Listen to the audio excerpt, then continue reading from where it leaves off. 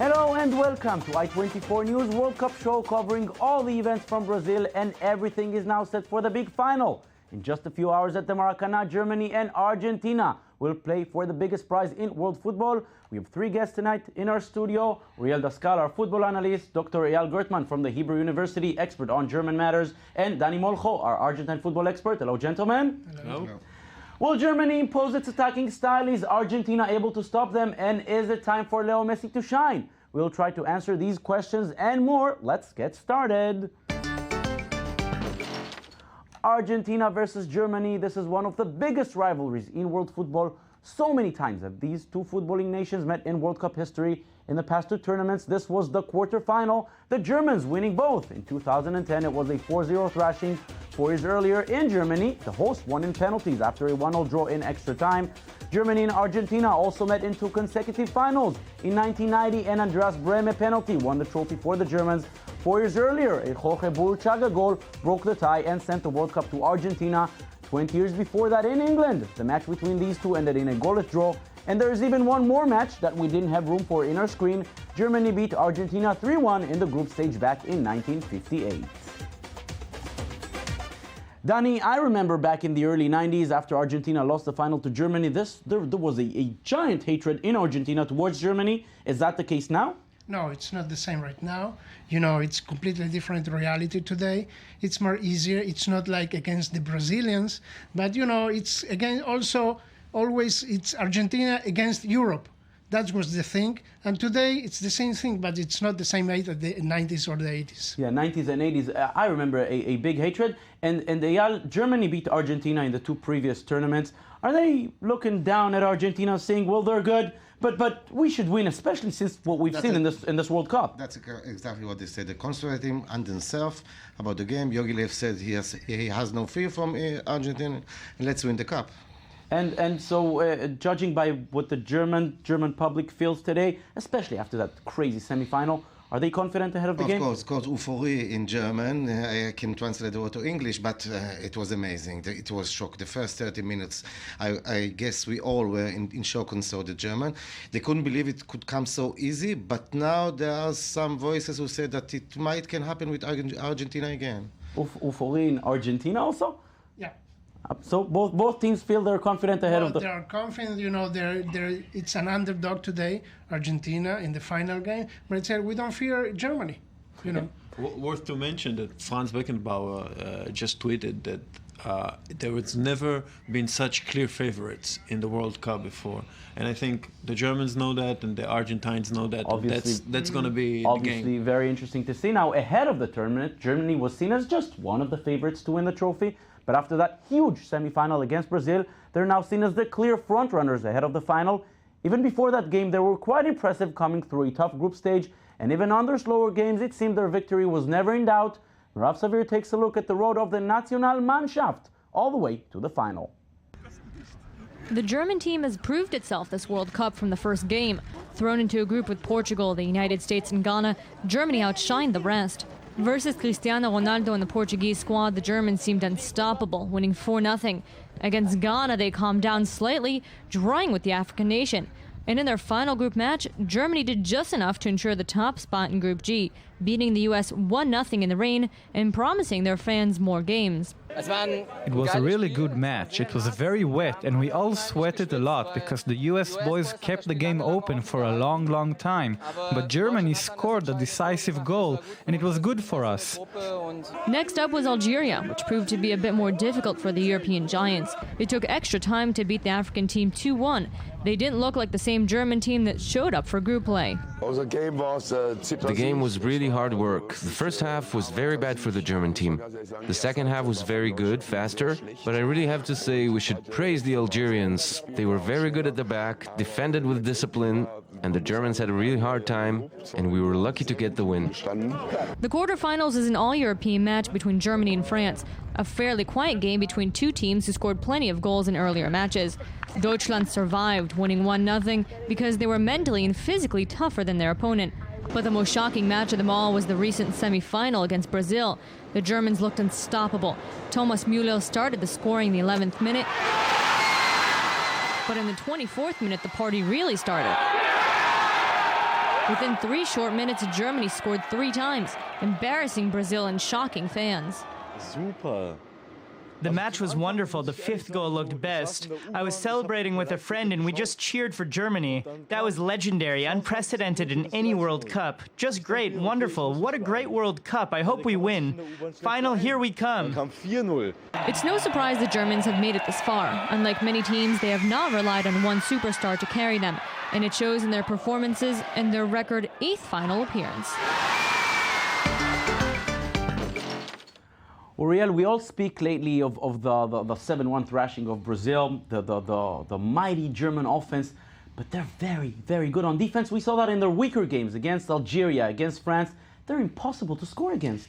It might come as a surprise that the team that is in the final is a very good team. They're very balanced. You know, they have exactly what you need for a winning team: experience, talent. They're pretty young, the rest of the guys. I mean, so they have the energy and they have the power, as we've seen. Basically, they are the best team in this tournament. They've shown it. They have the best defense. They have the best offense. You know, it's well balanced, and they're going for it. And Deyal, I want to ask you. We saw in the report they faced some very good teams, and facing the best teams, Brazil, Portugal, France, they scored early on and they changed completely the tactic for the opposing side. Yeah, I want to add what Uriel said and to mention Jogi Lev, because he played with 2 lineups. When he started to play the game against Portugal, he played with no natural striker. And after the game against Algeria, I think it was, and then he changed the lineup, and then he received Philipp Lahm to be the right defender. He played with Khedira and with Schweinsteiger instead of Goetze, and he played with a natural striker as Klose, and he scored. And I think I want to add to all what Uriel said, the tactic that Jogi Lev used this tournament, 2 different tactics, used both of them, and in both of them he actually won and he arrived to the final. Which one will he use tonight? I guess Klose is playing again as a striker, as the game against 7-1, I think. I think he always plans and makes some change, you know, especially when the opponent is expecting something, like France expected something like Lahm in the middle, but they got it on the right. I think he might open with Schürrle, and you'll have Schürrle, Özil, and Müller to add a lot of energy and thrust into this team. Klose might come on later. That's my thinking. But Joachim Lev, I think, is been extremely flexible. And, you know, he has learned from the mistakes. It seems as he accommodates the team to the opponent. He can surprise. If it's a weaker opponent that closes defense, there is a solution. If it's a stronger team, like Brazil, for example, there's a solution. He finds the little detail that makes the difference, and he works on it. And he said he's been Germany's coach for many years now. He's keeping a diary to know all those little details about the opponents, about his team. You know, it's a hard to come back by such experience. And now, how you speak of experience, how important is, because let's remember, some players were in the final of Euro 2008, even in the World Cup final in 2002, and players of Bayern Munich, Borussia Dortmund, they've been in these heights. So I guess that's, nevertheless, it's add the chances of the German team to compete at least equal against Argentina. And I think the flexibility that I mentioned, that's I think the most important thing. Jogi Lev is listening to the crowd, he's listening to the public opinion, he is aware about the weakest link of his team, and he changed it. And I think Philipp Lahm would play as a right right defender. Talk of experience, that's Philipp Lahm. Now, Argentina was also seen as one of the favorites ahead of the tournament, but there's a big difference between what we have seen from them and what Germany has done. The Germans scored 17 goals so far, Argentina less than half of that, just 8. But a rather easy draw, a tough defense, and one Leo Messi brought them so far. And with just 1 game left, anything is possible. Merav Savir reminds us of the road Argentina had from the opening game all the way to the final.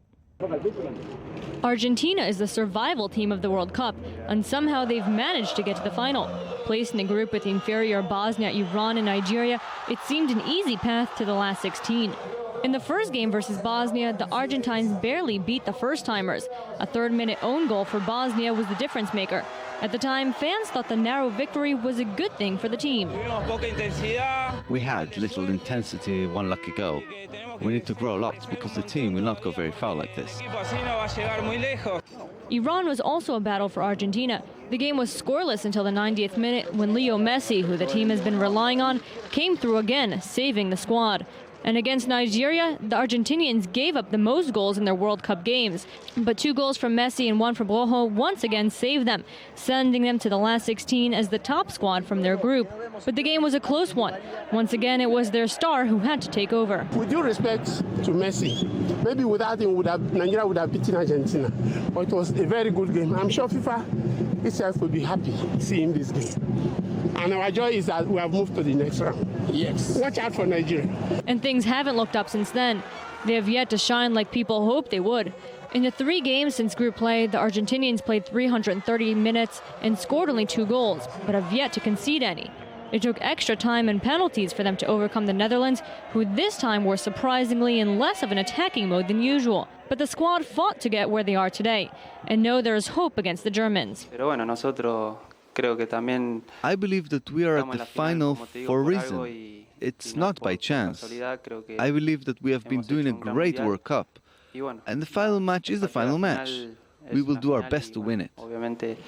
On Sunday, the lackluster Argentines, who have so far found a way to win, will take the field against the charging Germans. And as we've seen so far, don't make any bets on either side yet. Danny, it seemed like this was the plan for Coach Sabella all along, even from the first match against Bosnia. They scored an early goal, they wait in the backcourt, do something for Messi. That's their plan. Well, the plan, today it's the last game for Sabella. Everything said that he's leaving today. So basically, everybody talk about the Argentinians, the player that Messi, Agüero, Higuaín, and Di Maria. But he built everything from the defense today, and you see it's a big difference today before the World Cup. The defense, that's what they're making the Argentina's possibility to go to the final. Now, if we mention Uriel defense at the early stages, especially in the group stage, we said Messi, Messi, Messi. He scored 4 goals.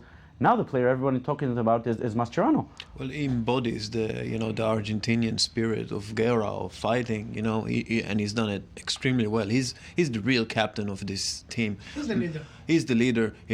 He's been there at the top level, like the German players, and he knows exactly what to do to win. I don't know. I mean, it's.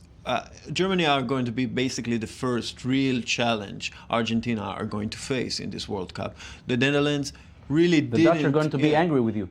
Yeah, but they didn't really attack the Netherlands.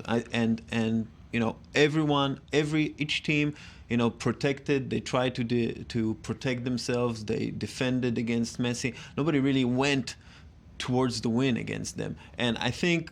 Obviously, maybe that's Germany is going change. to be different. Yeah. Now, Danny, we speak about Leo Messi. He's 27, pretty much the age Maradona was back in Mexico, 1986. This is the chance. What is he saying? Well, you see, first of all, Messi, it's look like it's almost over for him. He's not angry anymore, and you see him just walking in the pitch. But yesterday he put in his Facebook page, tomorrow we play the most important match of our lives for our country. My dreams and my hopes are very fulfilled due to the hard work and sacrifice of a team that has given everything from match 1. Obviously he wants it. Can he do it? Can he carry this team? He's going to be 31 in the next World Cup. We see rising powers. If he doesn't do it now, it may be over. The whole world is watching, okay, he doesn't so much until today. Say, you should explode today. That's what Maradona said to Messi. Tomorrow, you will explode, and are you going to make 2 goals, and we are going to take this championship from the Maracanã. And they can do it. Messi can do it. He has done the best moves in the world against the best defenses in the world. He can do it again. Yeah, you have either Argentina will win it or either Germany will win it. It's 100%. Okay, it's a guess. You never know. Okay, so I think Messi, who paced himself throughout this tournament, really didn't run, as he said. He was conserving energy, and he will try to explode. But as we've seen with Brazil and other teams, patriotism and wanting it is one thing. Professionalism and knowing how to take it is another thing. I think the last thing to say is what LeBron James, he's in Brazil today, and he said, Germany is the best team in the world, but Argentina has the best player in the world. Obviously, that is a very interesting matchup to see. Dani Molcho, Dr. Eyal Gertman, Uriel Dascal, thank you very much for being with us. Thank you. And that's it for us today. We will be here tomorrow to summarize every aspect of this great World Cup final. Thank you for watching. Have a great day.